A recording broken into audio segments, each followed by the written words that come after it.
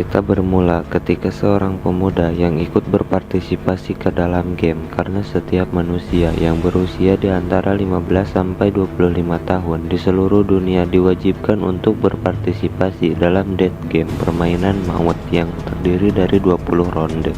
Ryumin berdiri sendirian di depan pintu masuk ronde terakhir. Setelah 99 kali percobaan, Ryumin akhirnya berhasil mencapai titik ronde 20.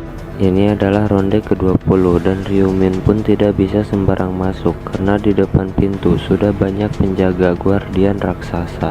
Ryumin berpikir bahwa dia yakin para guardian ini tidak akan mau memberikannya jalan begitu saja. Ryumin harus mengalahkan mereka terlebih dahulu. Ryumin pun menyerang para monster itu karena syarat untuk memasuki pintu terakhir, Ryumin harus mengalahkan mereka. Ketika Ryumin bertarung, dia berpikir kalau dia menggunakan kekuatan Insignia of Death terhadap lawan-lawannya dan berhasil mendaratkan serangannya dengan tepat, maka akan memberikan 100% damage tambahan.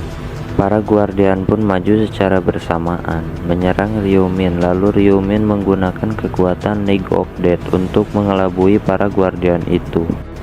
Seketika tempat itu gelap total akibat kekuatan Ryumin. Para guardian itu tidak bisa melihat apa-apa dan Ryumin pun menyerang para guardian itu dengan mudah.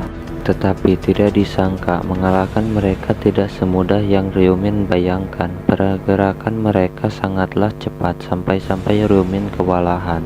Ryumin diserang oleh elemen api dan es secara bersamaan melancarkan serangan kepada Ryumin. Tetapi Ryumin pun tidak bisa dikalahkan begitu saja. Dia menambahkan kecepatan skillnya sampai-sampai para guardian itu kebingungan karena Ryumin sangat cepat berpindah tempat. Para guardian itu pun terus melancarkan serangannya kepada Ryumin tetapi tidak dapat mengenai sasaran.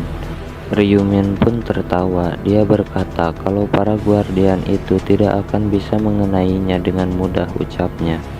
Tetapi setelah Ryumin selesai bicara, tidak disangka Ryumin terkejut karena ada sebuah circle magic di lantainya, sampai-sampai membuat Ryumin tidak bisa menghindarinya. Ryumin pun seketika membeku. Dia tidak bisa bergerak akibat magic itu dan guardian itu pun datang menghampiri Ryumin ingin membunuhnya. Tetapi tidak disangka Ryumin bisa keluar dari magic itu. Dia menebaskan senjatanya kepada guardian itu. Dan es yang mengurungnya pun bisa dengan mudah dihancurkan oleh Ryumin. Dia berpikir bahwa tadi nyaris sekali dia terkena serangan oleh monster itu. Bahkan jika dia tidak tepat waktu, dia akan terluka parah akibat serangan itu. Terlintas di benak Ryumin, tidak akan ada habisnya kalau dia harus membalas serangan mereka satu persatu. Ryumin berpikir dia harus mengakhiri semuanya sekaligus. Ryumin pun menyerang semuanya secara bersamaan dengan kekuatannya dan akhirnya mereka semua dapat terkalahkan. Setelah semuanya dapat terkalahkan, Ryumin pun senang karena akhirnya mereka mati di tangan Ryumin. Dan sekarang Ryumin pun dapat memasuki pintu itu. Dia bergegas masuk ke dalam. Dia ingin tahu apa yang dilindungi oleh para monster itu.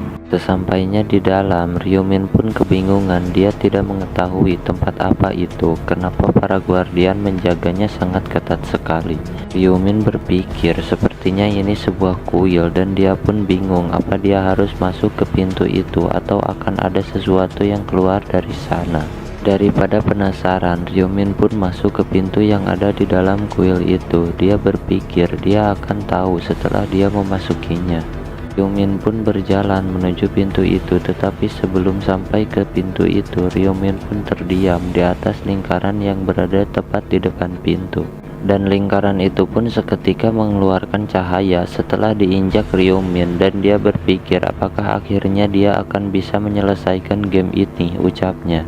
Tetapi tidak disangka Ryumin gagal menyelesaikan game itu karena syarat untuk membuka boss room setidaknya dibutuhkan 5 orang sedangkan Ryumin hanya sendirian. Ryumin diperingatkan agar boss room bisa terbuka setidaknya harus ada 5 player yang siap di tempat ini. Setelah Ryumin mengetahui semua itu, dia pun terdiam karena player Ryumin tidak memenuhi syarat. Ryumin akan mati dalam 5 detik.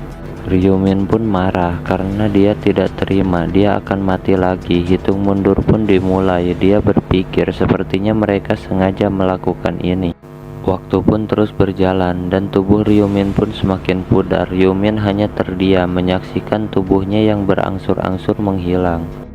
Dan akhirnya Ryumin pun mati dan dia bisa dihidupkan kembali, tetapi dia harus memulai ronde 1 lagi dan dia mulai regresi lagi yang ke-100 kalinya. Dan sekarang saatnya telah tiba. Ryumin sudah kembali regresi. Dia sudah kembali. Terlihat banyak orang yang menyaksikan. Tetapi Ryumin masih kesal karena dia hampir bisa menyelesaikan game itu, tetapi dia harus kembali karena kekurangan player. Dan dia berpikir bahwa dia harus bisa menyelesaikan game ini karena ini percobaan terakhirnya.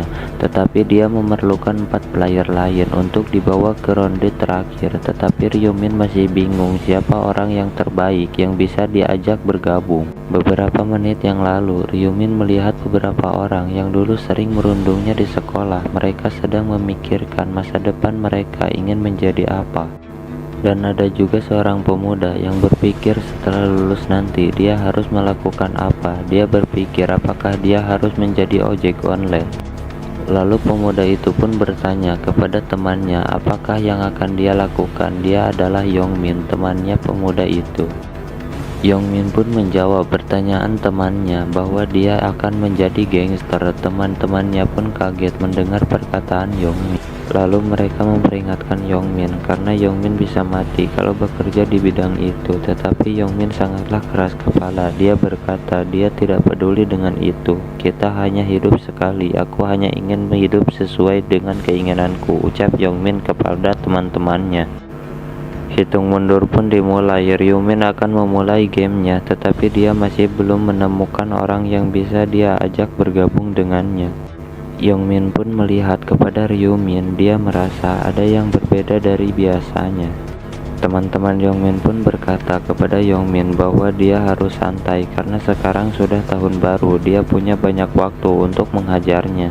Ketika semua orang sedang menyaksikan tahun baru, mereka saling memberikan selamat. Tetapi tidak disangka ada seseorang yang berkata bahwa manusia itu lucu. Mereka merayakan tahun baru tanpa sadar akan malapetaka yang menghampiri mereka.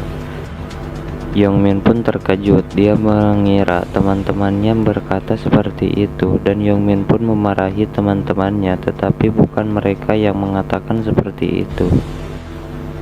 Dan ternyata ada sosok wanita di atas langit yang datang. Semua orang pun terkejut dan ketakutan melihat kedatangannya.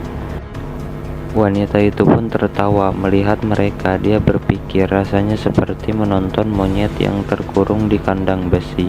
Terima kasih sudah menonton. Jangan lupa like, komen, dan subscribe channel ini ya cuy agar dapat berkembang.